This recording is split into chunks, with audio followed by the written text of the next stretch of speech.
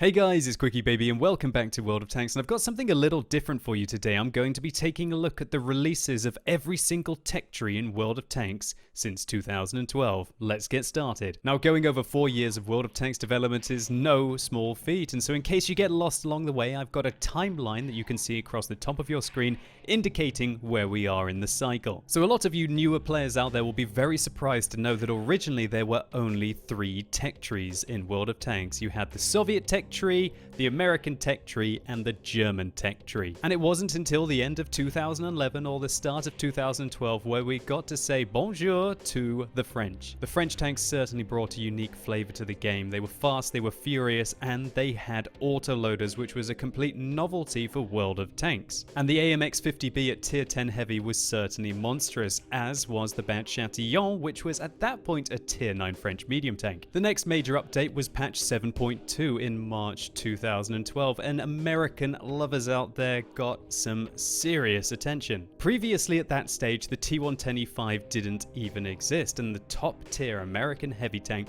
was the T30. Yes, that's right, the tier 9 American turreted tank destroyer used to be the tier 10 American heavy tank. This resulted in a whole new tech tree of American turreted tank destroyers. Previously, vehicles such as the T28 prototype were not in the game. But even at this stage, the T110E4 was not released yet. That is coming on later. 2 months later, in May, patch 7.3 came to the joy of Soviet tankers as a whole new Soviet heavy tank line was added to World of Tanks. Now, commonplace vehicles such as the T150, the KV4, and the ST1 were added to the game, and one thing that might surprise you is back then, the IS-4 used to be the tier 9 Soviet heavy tank that would lead into the IS-7. It certainly received some crazy love as it was moved up to that top tier on the new branch of Soviet heavy tanks. The very next month, on the 26th of June, patch 7.4 came very quickly after patch 7.3, and we saw a whole new branch of French self-propelled guns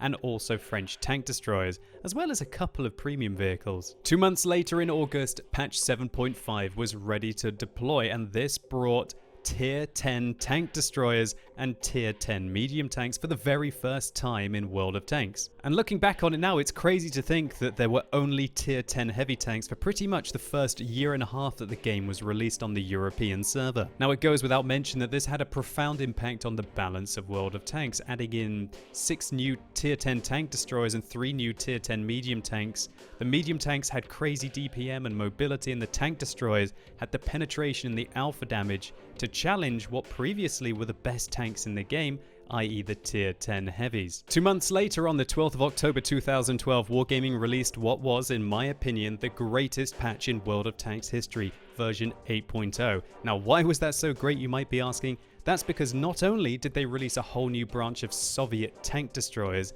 they also made such profound changes to the physics. Previously, you couldn't go down slopes in World of Tanks. Imagine yourself on mines and you're in the middle on the hill. You can't slip over the slope and escape from the hill. There were invisible walls all around preventing you from, I guess, getting your tank stuck or just causing destruction, or frankly, the physics just hadn't been implemented into the game yet.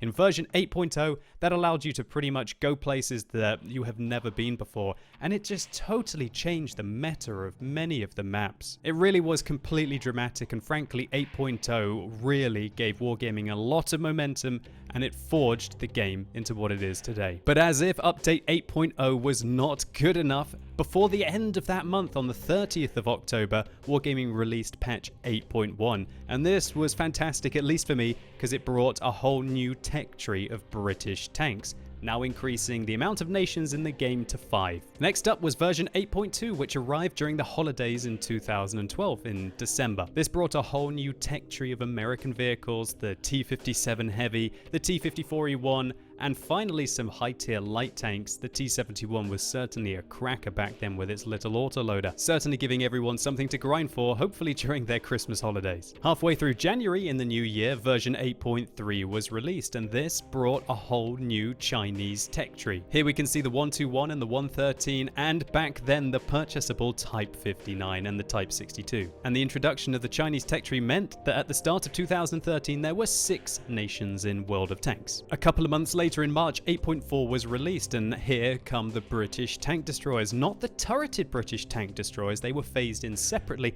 as I'm going to highlight later on in the video. These were the tank destroyers starting at the Universal Carrier and ending with the FV215B183, which used to have Hesh rounds with 275mm of penetration on the PC version, a lot like what is still, I believe, on the Xbox currently. They were completely overpowered. Next month, next patch, which is a format that I think you're starting to see within the first couple of years of World of Tanks development. On the 25th of April, here comes 8.5. And apart from a map which is no longer, I believe, in the game Pearl River, which I personally quite liked myself, a whole new series of German medium and light tanks were added into the game, along with the Leopard 1, which certainly is a fan favorite even today for snipers. Yeah, there we go, everyone loves themselves a Leopard. In addition to this, 3 low-tier Soviet light tanks ranging from the T-60 to the T-80 were added into the game, and also everyone was now able to make 3-man platoons. Previously, you could only make a 3-man platoon if you had a premium account. On the 19th of June 2013, version 8.6 was released. And if it was released today, it would be a very unpopular patch, and that's because it primarily focused on, you guessed it, self-propelled guns. One thing a lot of the newer players might not realize is that the top tier self-propelled gun used to be tier 8. The Object 261, for example, was a tier 8 self-propelled gun, as was the T92. Now, Wargaming basically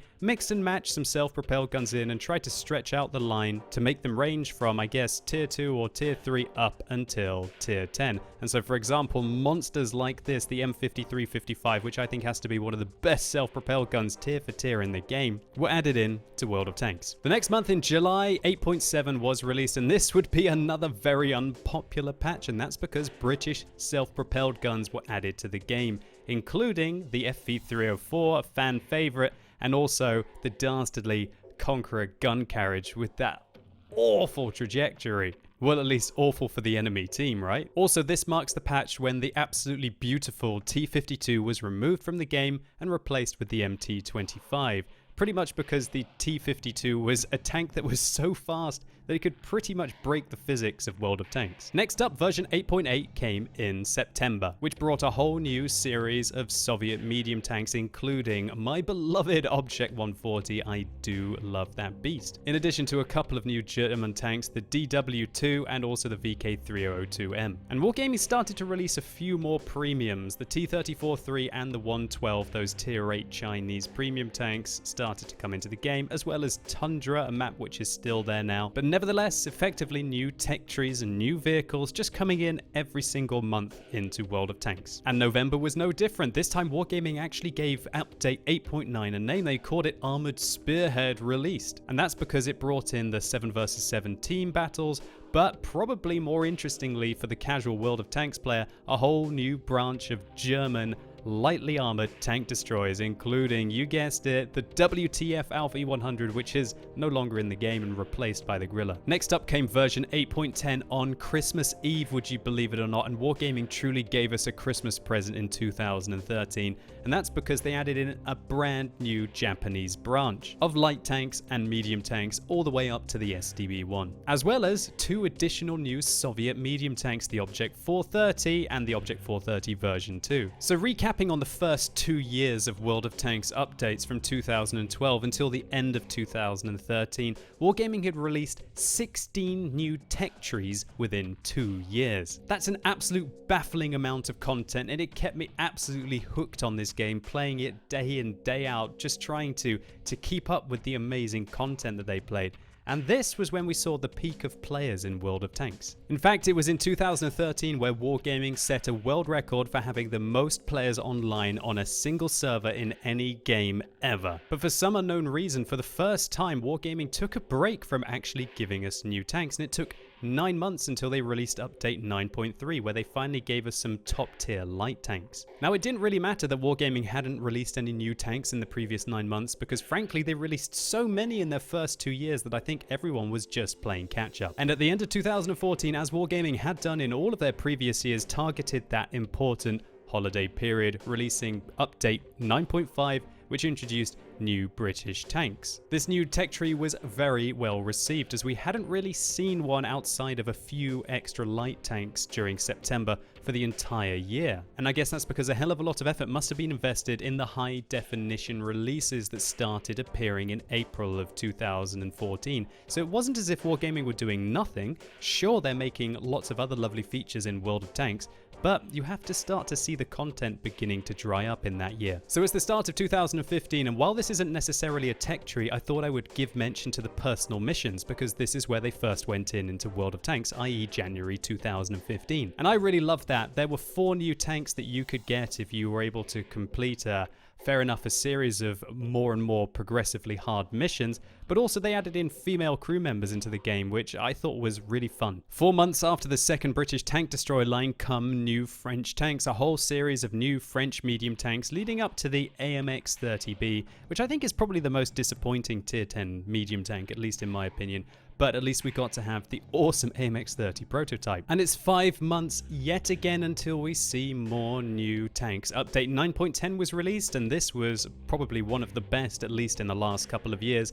A whole new branch of Japanese heavy tanks. And while one could certainly argue about how balanced these new tanks were, you can't argue about their novelty, and I think they fit quite well into the game, and at least they add some more variety in and give players something to grind through. And Wargaming continue the trend of big releases yearly in December. On the 16th of December 2015, releasing the 8th nation of World of Tanks, the Czechoslovakian mediums. And so that leads us to now, 8 months later in August 2016, and it has been 8 months since we've seen a new tech tree. And the last time it took 9 months for Wargaming to release new tanks into the game was in 2014, between update 8.10 and 9.3. Now, when we compare how many tech trees were added in the first 2 years of World of Tanks, i.e. 16 tech trees, to the next 2.5 years, nearly 3 years of World of Tanks, when we've only seen 5 tech trees. This brings me to the point of the video. Where have the tanks gone? Now, of course, there are only so many tanks that you can add into the game, because that's how many happened in reality, right? And the first 2 years of golden content in World of Tanks must have been just so unbelievably easy for Wargaming, because they were basing their ideas on real vehicles. And if we look at pretty much most of the tanks that we've seen in the subsequent 2.5 years, they've kind of been either paper tanks or blueprints that Wargaming have really just had to kind of shape into the game, I guess, to keep the content flowing. So there's no doubt that Wargaming are running out of meaningful tech trees to add to World of Tanks. They've been trying to make a lot of quality of life improvements to the game recently, which have been absolutely fantastic. I don't know about you guys, but when I look at how World of Tanks ran on my computer back in 2012 to 2013, that's absolutely awful compared to how it runs, at least in the last 3 patches. And all you really have to do is go and take a look at some of my older videos on this channel, and you'll see just how much better the game looks now. Apart from that, Wargaming have been frantically trying to develop new game modes and form other ways to enable players to find an endgame experience in World of Tanks.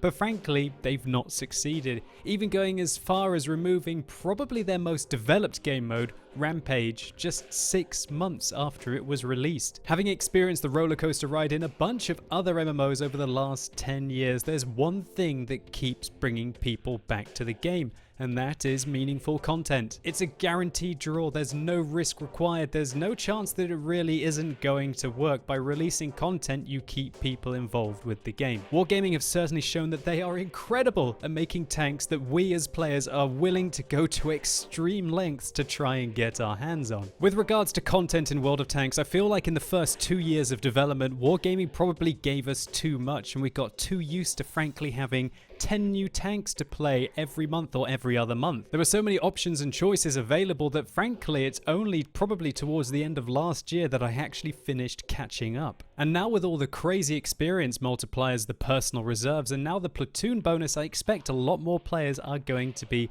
either getting all of the tanks that they're interested in or completely getting every vehicle in the game. And now with it being over 2.5 years since Wargaming slowed down on the content creation in World of Tanks, and no new tech trees in 2016, combined with the fact that getting experience is faster than ever before in World of Tanks, I'm really worried about the sustainability of the player base. One could suggest that one of the reasons why we have seen less tech trees developed is the rampant increase in the amount of premium tanks that we are seeing in World of Tanks. I could personally find 27 premium vehicles released in the last year and a half. And one thing that is slightly worrying is that is just as many, if not more, vehicles that were readily available for free in the game, i.e. grindable within tech trees. And don't get me wrong, I love premium tanks and I'm more than happy for them to be in the game as long as they're well balanced and not overpowered. But when Wargaming are releasing more tanks that you have to pay money for than tanks that you can physically grind for in the game, it starts to become a little bit concerning. And one thing that does baffle me is the month before the AMX CDC was released in January 2015,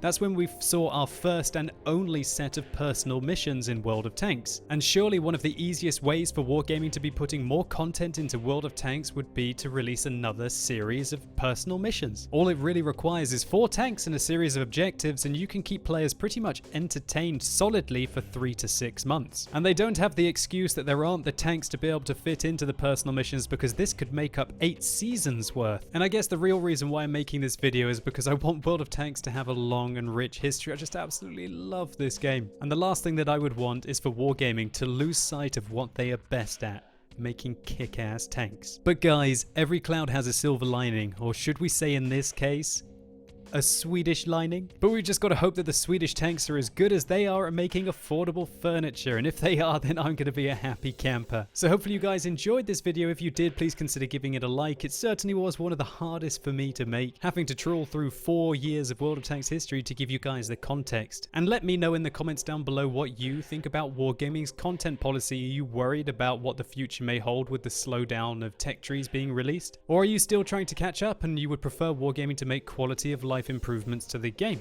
And as always, thank you so much for watching. You've been epic, and hopefully I'll see you soon.